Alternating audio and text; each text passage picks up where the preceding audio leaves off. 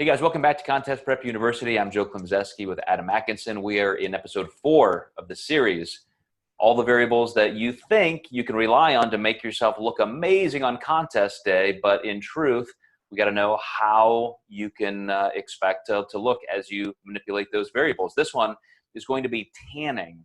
And there's still a little bit of controversy in this, Adam. I think an awful lot of people say, man, for some reason, when that tan goes on, I just start getting smoother. There's maybe like a reaction with my skin. I never look quite as crisp. And you made an interesting comment a couple episodes ago about correlation with your client who was so used to pumping up with bands backstage. And he said, I never get a pump with bands, so bands suck. And it's like, well, no, you've always been dehydrated. It has nothing to do with the bands. And this is one of those same things. I don't know sometimes if there is really some kind of an allergic reaction in the dermis, or is it just the weirdness and the things people are doing wrong. Just so happens that it's the day that they're arriving at the venue, starting the tanning process, that they see those downward spirals. So what do you say about tanning, the good and the bad? Yeah, you definitely nailed the first point I wanted to make is there are a lot of people that think they maybe have a reaction. I think for some people that could be true. Some people have very sensitive skin, but I think it has more to do with their peaking process versus the tan.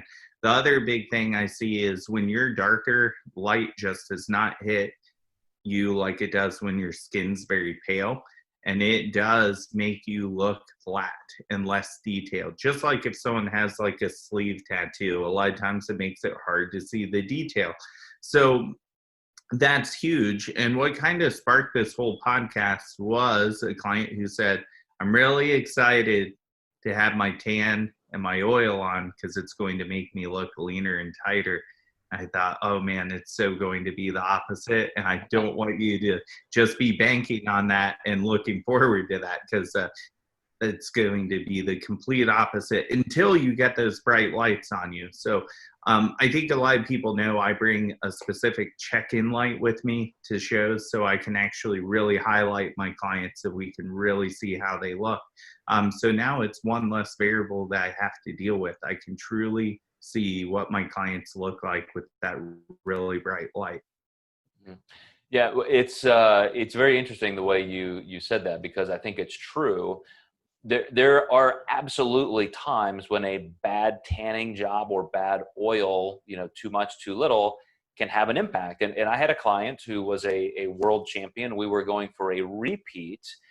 And there were, it was a tough race. Somebody that she had beat the year before was back, and that person was there as a vendetta to get the title back. And my particular client, the tanning was just off. I mean, she was too light. Her and her husband had done it together. The oil, it was too dry.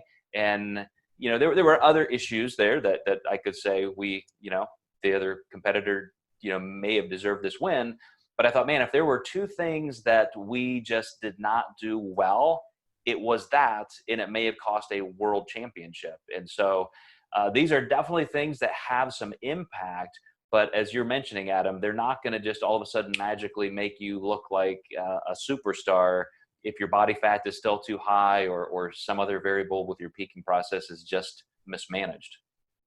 On the other hand, I've seen too much oil to where it just totally shades the detail. And I remember working with Rocky. I didn't catch it until he went on stage. I was like, man, your legs were so shiny that it was almost hard to see the separation. So we made sure the night show, we did not come in that way. Yeah, it's one of those things where you can't leave those final details. As a writer, I think of the editing process, and it's, no matter, you could be on your 11th draft, your 50th draft, and you still find stuff that you've missed. And you don't want to submit something that's just incomplete. And after months and months and months and months and months of work, you don't want to be backstage and think, oh, okay, it's good enough, let's just go. It's like, man, you really want to take your time, have somebody back there helping you, looking at every square inch of your physique for the tan uniformity, look for flaws, spots that need touched up, make sure that we are 100% on board with the type of oil that you're talking about, whatever kind of sheen you're using. it's just critical stuff. Yeah, all my contest jackets I wear shows have some kind of oil smear or something for me just trying to get oil off of people Scrubbing because it down off too people. much. Yeah, so my wife is always like, "What do you do to these things?" And I'm like, "Make sure people look before they go on."